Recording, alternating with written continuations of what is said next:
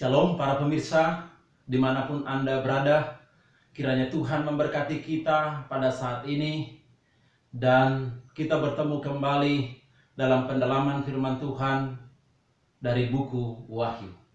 Saudaraku para pemirsa yang diberkati oleh Tuhan, pada saat ini kita akan belajar buku Wahyu dari pasal yang keempat dan pasal yang kelima, saat anak domba duduk di atas tahtanya.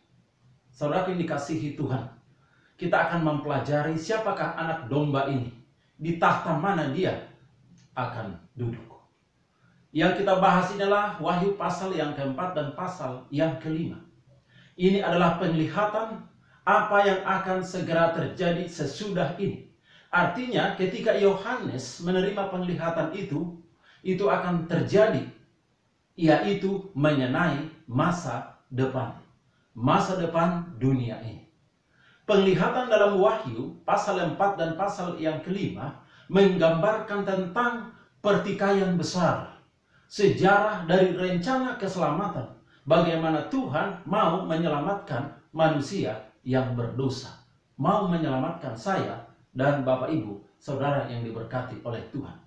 Dan ini diawali dengan pelayanan Kristus di dunia ini dan berlanjut kepada pelayanan Kristus di surga. Kitab Wahyu menggunakan lambang atau simbol, dan ini sulit dimengerti. Tapi ini bisa kita mengerti dengan tuntunan Roh Kudus, dan bila mana kita sungguh-sungguh mempelajari firman Tuhan, baik dari Perjanjian Lama maupun Perjanjian Baru, dengan menghubungkan satu dengan yang lain dengan tuntunan Roh Kudus, maka kita akan memahami buku Wahyu mengenai nubuatan. Apa yang terjadi? Apa yang kita pelajari? Kita mulai dari Wahyu pasal yang keempat ayat 1. Ini mengenai peristiwa di ruang tahta sorgawi. Wahyu 4 ayat 1, Yesus mengundang Yohanes naik ke sorga untuk menyaksikan sejarah dunia ini, mulai dari zaman Yohanes sampai kepada kedatangan Yesus yang kedua kali.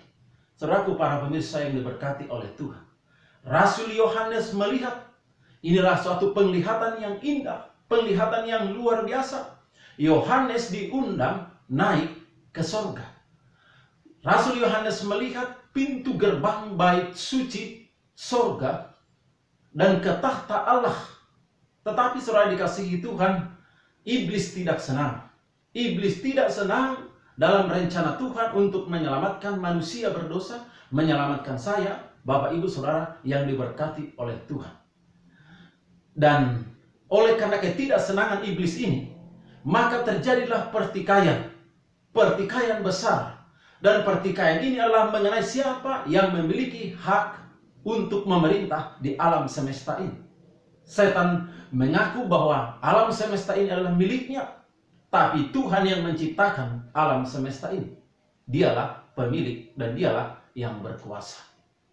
Di dalam Wahyu pasal yang keempat, suatu peristiwa yang terjadi di ruang tahta sorgawi dalam bait suci sorga. Ini adalah tentang penyembahan yang terjadi di sana. Siapa yang disembah? Itu adalah penyembahan. Ada orang yang menyembah, ada makhluk yang menyembah di sana. Ini artinya perlu penyembahan yang benar. Bapak Ibu dikasihi Tuhan, kita harus menyembah Tuhan di dalam roh dan kebenaran. Dan Tuhan menginginkan umatnya menyembah Dia dengan benar. Saudaraku, bagaimanakah penyembahan yang benar? Penyembahan yang benar adalah mengingat dan merayakan perbuatan Allah yang luar biasa dalam penciptaan alam semesta ini. Dan Dia menebus kita untuk menyelamatkan kita, membawa kita masuk dalam kerajaan surga. Jadi inilah mengingat, merayakan perbuatan Allah yang luar biasa di dalam kehidupan kita. Itulah penyembahan yang benar. Saudara yang dikasihi Tuhan, di dalam Wahyu pasal 4 ayat keempat, ini terjadi perkumpulan di ruang tahta sorgawi. Dalam Wahyu pasal 4 ayat 4, Di sana digambarkan ada penatua, dan ini bukanlah malaikat tetapi manusia. Disebutkan ada 24 tua-tua. 24 tua-tua saudara yang dikasihi Tuhan, ini adalah yang pertama menggambarkan umat kudus Allah yang telah dimuliakan. Angka 24 adalah simbol. Hal ini terdiri dari dua bagian, angka 12. Angka 12 dalam Alkitab melambangkan umat Allah secara keseluruhan. Jadi umat Allah dalam perjanjian lama dan perjanjian baru. Umat kudus yang pelayanan dan upacara di bait suci dunia ini. Dalam 1 Tawarikh 24 ayat 1 sampai 19. Fakta menyatakan bahwa 24 tua-tua itu belum pernah disebutkan sebelumnya di dalam Alkitab. Artinya ini adalah satu kelompok yang baru. Ada di ruang tahta sorgawi. Yang ini berarti juga mereka adalah orang-orang yang turut dibangkitkan pada saat Yesus bangkit dari kubur. Matius 27 ayat 51 sampai 53. Menurut Efesus 4 ayat 4, saudaraku, saat Yesus naik ke sorga, dia membawa tawanan-tawanan bersama dengannya. Artinya, pada waktu kebangkitan Yesus, ada orang-orang yang sudah dibangkitkan, disucikan, diselamatkan, dibawa ke dalam kerajaan sorga.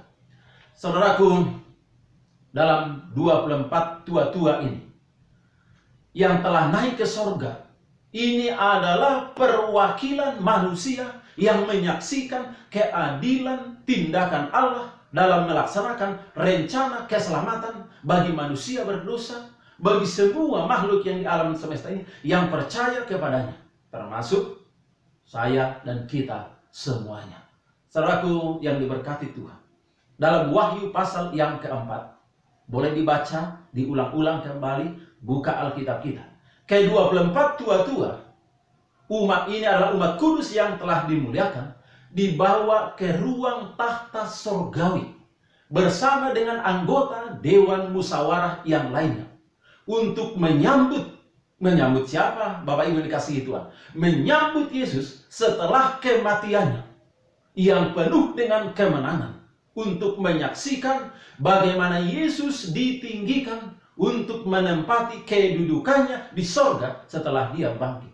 Ketika Yesus di dunia ini, manusia tidak percaya, bahkan mengolok-olok, menyalibkan, tidak menerima Yesus itu sebagai juru selamat.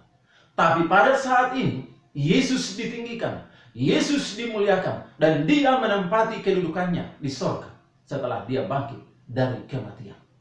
Adakah manusia yang bisa bangkit dari kematian? Yesuslah yang bangkit dari kematian. Selain itu juga ada 4 makhluk selain daripada 24 tua-tua. Keempat makhluk ini adalah malaikat yang ditinggikan untuk melayani Allah sebagai alatnya dan menjaga tahtanya. Dalam Mazmur 99 ayat 1. Saudaraku yang para mirsa yang diberkati oleh Tuhan, sayap, mereka memiliki sayap. Sayap mereka itu menggambarkan kecepatan mereka dalam membawa perintah Allah. Dan juga mereka memiliki mata. Mata mereka ini menggambarkan atau menunjukkan kecerdasan mereka. Mereka adalah makhluk yang memiliki intelektual, kecerdasan yang sangat luar biasa. Dan wajah mereka seperti muka singa, muka lembu, muka manusia, muka raja wali. Ini menggambarkan perwakilan dari seluruh makhluk ciptaannya ada di ruangan tahta Allah itu. Saudaraku, kehadiran mereka tadi, keempat makhluk, 24 tua-tua, kemudian mereka yang memiliki atau menjadi perwakilan dari seluruh makhluk ciptaannya, diwakilkan atau berada di ruang tahta Allah itu. Saudaraku, pada saat di ruangan itu, maka dalam Wahyu pasal yang kelima dan Yesaya pasal 29, dibukalah gulungan. Ada gulungan, tapi gulungan ini belum terbuka, masih termaterai. Gulungan yang termeterai ini terletak di atas tahta di sebelah kanan Bapa. Gulungan ini hanya bisa diambil oleh yang layak mengambilnya. Dan dia yang menduduki posisi tahta itu. Siapakah yang menduduki posisi tahta itu? Dia adalah Yesus Kristus. Dan dialah yang berhak membuka gulungan yang termeterai itu. Apakah isi gulungan yang termeterai itu, saudaraku yang diberkati oleh Tuhan? Gulungan termeterai itu berisi sejarah tuntunan Allah kepada umat-umatnya. Berisi tentang penyertaan tuntunan Tuhan kepada umatnya. Berisi sejarah nubuatan bangsa-bangsa dan berisi sejarah nubuatan tentang gereja. Itu juga berisi tentang pernyataan Allah, otoritas Allah, hukum-hukum Tuhan, perintah Tuhan, segala nasihat Tuhan, dan semua sejarah para penguasa yang memerintah bangsa-bangsa. Saudaraku yang diberkati oleh Tuhan, singkatnya, gulungan yang termeterai itu berisi misteri Allah sehubungan dengan rencananya untuk meskipun sebelumnya Roh Kudus itu berada di hadapan tahta itu dalam Wahyu 1:4 dan Wahyu 4 ayat 5, namun pada saat Kristus duduk di atas tahtanya, Roh Kudus itu diutus ke dunia ini, diutus kepada murid-muridnya, diutus ke dunia ini. Dan pengutusan Roh Kudus itu berhubungan dengan upacara pelantikan Kristus kepada pelayanannya setelah Golgota, setelah kebangkitannya. Saudaraku, ini berarti bahwa Yesus menghadap Bapa yang di sorga, bahwa pengorbanannya bagi umat manusia telah diterima, telah digenapi, telah sempurna untuk menyelamatkan manusia berdosa, menyelamatkan saya dan Bapak Ibu Saudara yang dikasihi oleh Tuhan. Dan kenaikan Kristus ke sorga adalah tanda bahwa pengikutnya menerima berkat yang dijanjikan oleh Yesus itu. Aku akan mengutus, aku akan memberikan kepadamu Roh Kudus. Pada saat itu, ketika Kristus melewati gerbang-gerbang sorga, ia dimahkotai dengan pemujaan malaikat-malaikat yang mulia. Segera sesudah upacara itu selesai, maka Roh Kudus turun ke atas murid-muridnya dalam kelimpahan, dan Kristus sungguh sudah dimuliakan. Itulah sebabnya Bapak Ibu dikasihi Tuhan, terjadi kecurahan Roh Kudus pada hari Pentakosta adalah komunikasi sorga, sehingga pengurapan juru selamat dilaksanakan dan digenapi dan sempurna, dan Yesus menduduki tahtanya. Dia adalah Raja di atas segala raja. Dia menjadi imam besar kita. Dialah penguasa alam semesta ini. Sebagai kesimpulan dari pelajaran kita, pekabaran Wahyu 4 dan ayat 5 sangat penting bagi umat Allah yang hidup pada penutupan sejarah dunia ini. Bagi kita saat ini sangat penting pelajaran ini. Dengan datangnya Roh Kudus pada hari Pentakosta menandakan dimulainya pemberitaan Injil, dimulainya pemberitaan kabar baik tentang keselamatan ini. Inti pekabaran Wahyu 4 dan Wahyu 5 adalah Yesus ditinggikan sebagai Raja, sebagai imam besar, Raja di atas segala raja di tahta sorgawi itu. Itulah harapan kita satu-satunya. Dia adalah juru selamat kita. Ia menjadi raja dan imam baik, imam besar di bait suci sorgawi. Dia bersama-sama dengan umatnya. Dia menyertai umatnya senantiasa sampai ke tujuh. Saudaraku yang diberkati oleh Tuhan, planet kita yang kita tempati sekarang ini adalah diciptakan oleh Allah, tetapi telah berada di bawah kekuasaan pemberontak, yaitu iblis. Dialah yang membuat penderitaan. Dialah yang membuat kita jauh daripada Tuhan. Dialah yang membuat manusia jatuh ke dalam dosa, menggoda manusia, ingin membinasakan manusia ciptaannya. Pada saat itu Yohanes menangis. Tangisan Yohanes merupakan ekspresi dari air mata umat-umat Allah sejak zaman Adam sampai kepada kedatangan Yesus yang kedua kali, tentang keselamatan dari perhambaan dosa. Kita di dunia ini menderita. Begitu banyak problem yang kita hadapi. Kita sedang berada di perhambaan dosa. Jadi Yesus sudah menang. Dan dialah yang layak membuka gulungan yang termatera itu. Dan dia membuka gulungan itu. Dan dialah yang duduk di takhta itu. Pada saat itu, saudaraku yang dikasihi Tuhan, saat Kristus, anak domba itu, mendekati tahtanya, dia mengambil gulungan kitab itu. Ini berarti tindakannya ini, segenap kekuasaan pemerintahan di alam semesta ini diberikan kepadanya. Efesus 1 ayat 20 sampai 21. Pada saat itulah seluruh alam semesta ini mengakui legitimasi Kristus memerintah atas dunia ini, dan nasib seluruh umat manusia ditempatkan di tangannya. Siapa yang percaya kepadanya, dia akan diselamatkan, memperoleh hidup yang kekal, masuk dalam kerajaan surga. Tapi siapa yang tidak percaya, dia tidak akan memperoleh kehidupan yang kekal itu. Saudaraku, pada saat itu keempat makhluk hidup adalah malaikat-malaikat, dan ke-24 tua-tua inilah umat-umat yang kudus, tersungkur di hadapannya dan menyembah dia, dan sujud menyembah anak domba itu, Yesus Kristus, dalam Wahyu 5 ayat 9. Dan keempat makhluk hidup itu, 24 tua-tua, juga bergabung dengan malaikat yang tidak terhitung jumlahnya. Banyak sekali. Mereka mengelilingi tahta itu dan menaikkan pujian kepada Raja yang baru yang duduk di atas tahtanya. Dalam Wahyu 5 ayat 12.